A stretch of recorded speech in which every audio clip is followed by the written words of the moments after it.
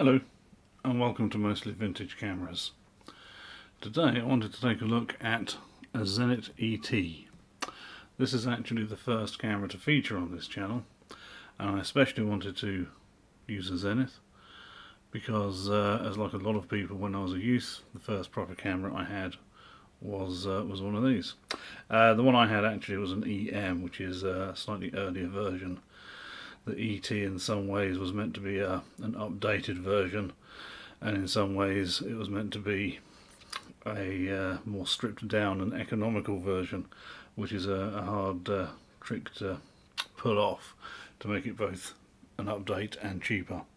Manufacturing took place between about 1981 or 82 all the way through to 1993.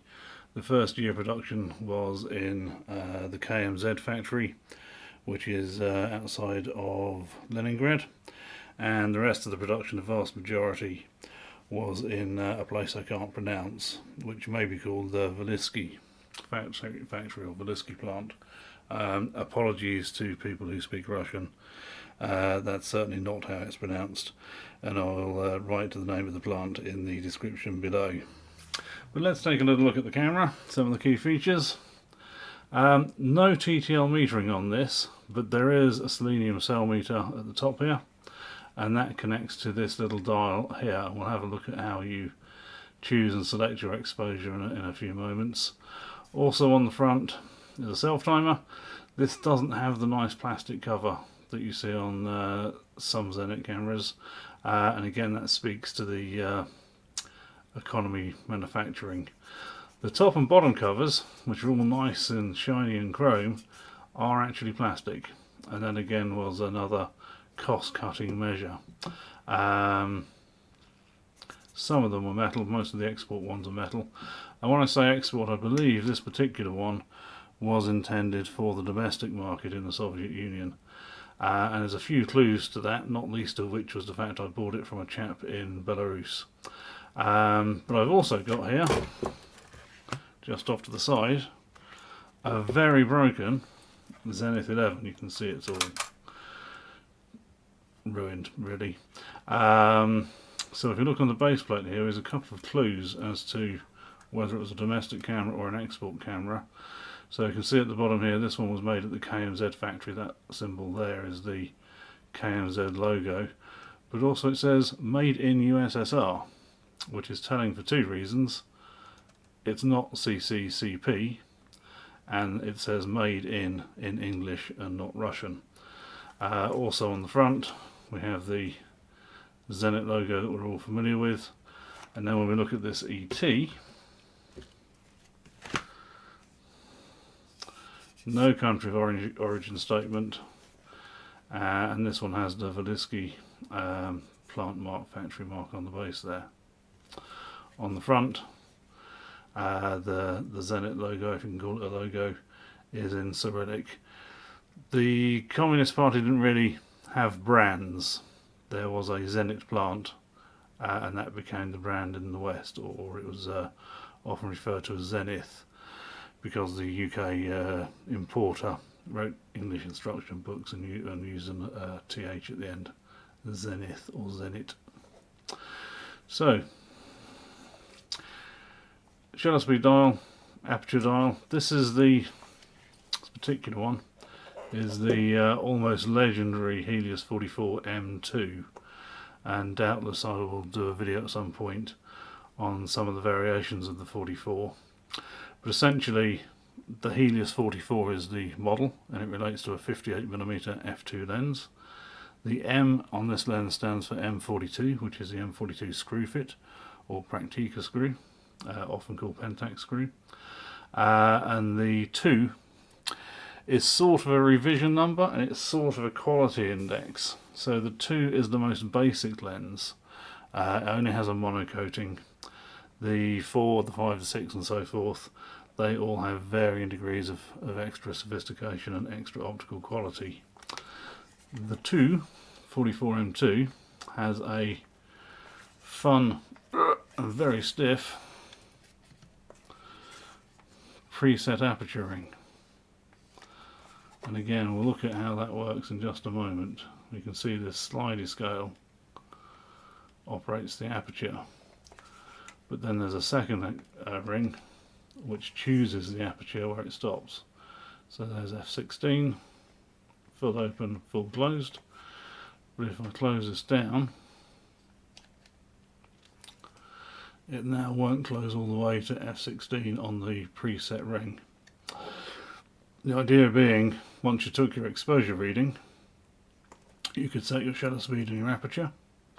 You could focus with the lens wide open, and then when you go to take the picture, you close the lens down and take the picture.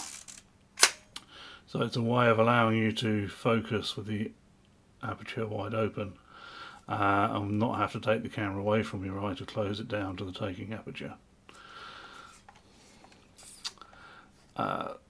Other versions of this lens have an automatic pin, and we'll look at a Pentax lens that has an automatic stop down pin in a moment.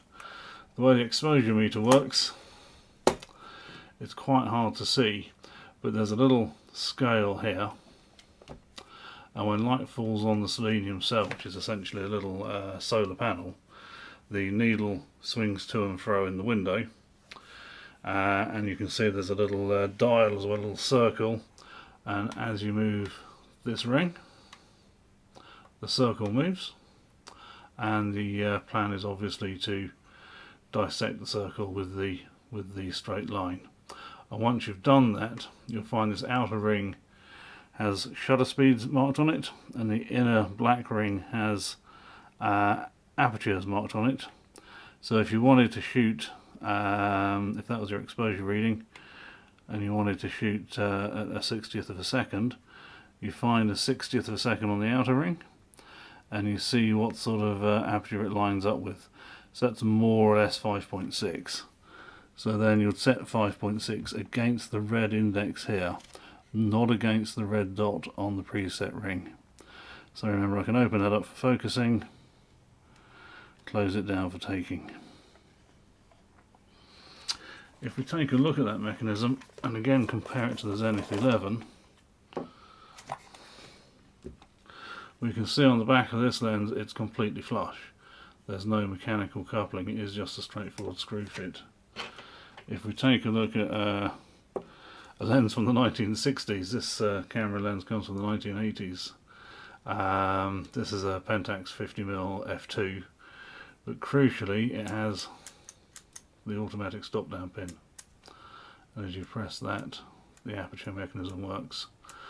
The reason this ET didn't come with an automatic stop down lens is because it needs a feature in the camera to operate it. And again, if we look at this 11, just down here in the lens throat, you can see a little metal bar, and as we press the shutter button down, the little metal bar pops forward, and of course as you take the picture it pops forward, hits the pin on the lens. So now I can set my exposure aperture, focus at full frame, but I don't have to worry about that preset ring if I'm using an automatic lens.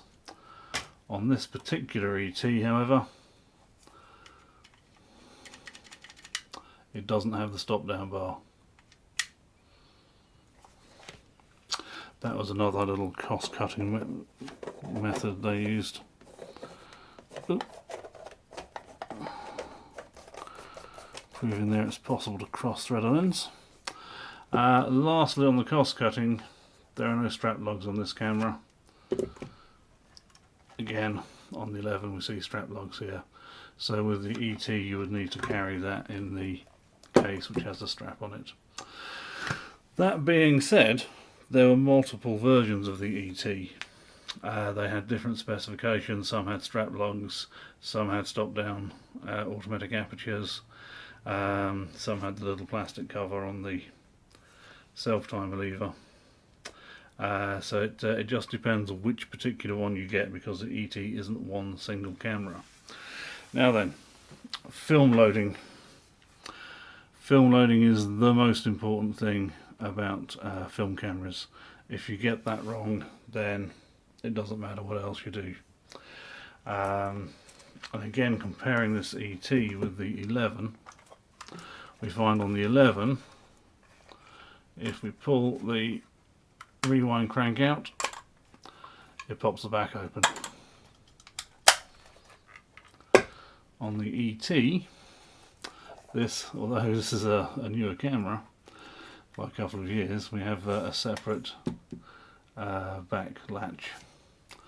So shutter button there. Winding is either multiple stroke, so you can either wind on a little bit at a time, and you can see the shutter curtain going over there, or you can wind on as one continuous stroke.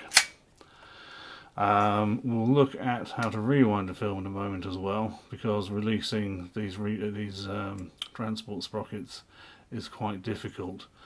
When you load a film, you need to extend the rewind crank. Now, what the instruction book tells you to do in most cameras is put the film in here, pull it out and slot it in there, and then start taking pictures and winding on. That is quite fiddly, because it does mean that you're trying to fiddle around with the film very close to the shutter blades. And when I used to work in photographic retail, the number of times I've seen people put their fingers through shutter curtains, I shouldn't laugh, or the number of times people get the loading wrong. What I prefer to do is take the film between my thumb and forefingers, insert the leader first, and then extend the film over to the film chamber. Take a picture, wind on, and critically make sure these sprockets are engaged in the perforations. That's super important. Close the back, and what I like to do is extend the rewind crank and just gently take up the slack in the film.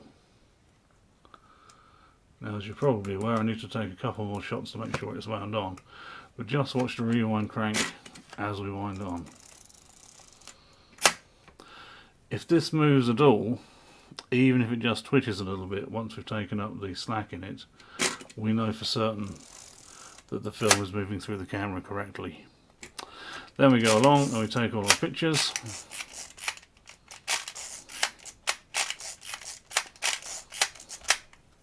And we want to take the film out after our last shot. Not such an easy thing to do. Most cameras, of course, have a rewind release pin or button on the base plate, but not Zenith. And Zenith have a reputation for tearing film, either tearing the sprockets or tearing the film in half altogether. And then you need to go into a dark room or a changing bag, and it's an absolute faff to get the film out. But it's actually easy-ish once you know the secret. So you push down the shutter button and you twist it to the left, and you'll see there's a little secondary collar, and you push that secondary collar down, and then you can rewind the film in the normal way.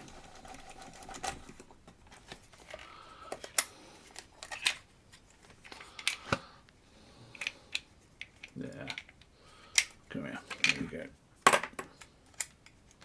go.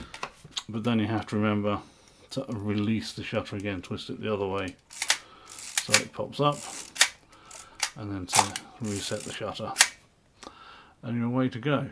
So what that does is when we push the button down and turn it to the left, and we push that outer collar, it allows the transport sprockets to freewheel backwards, or to move backwards. But in normal use, when you're taking pictures, they don't move backwards, they only move the film forwards.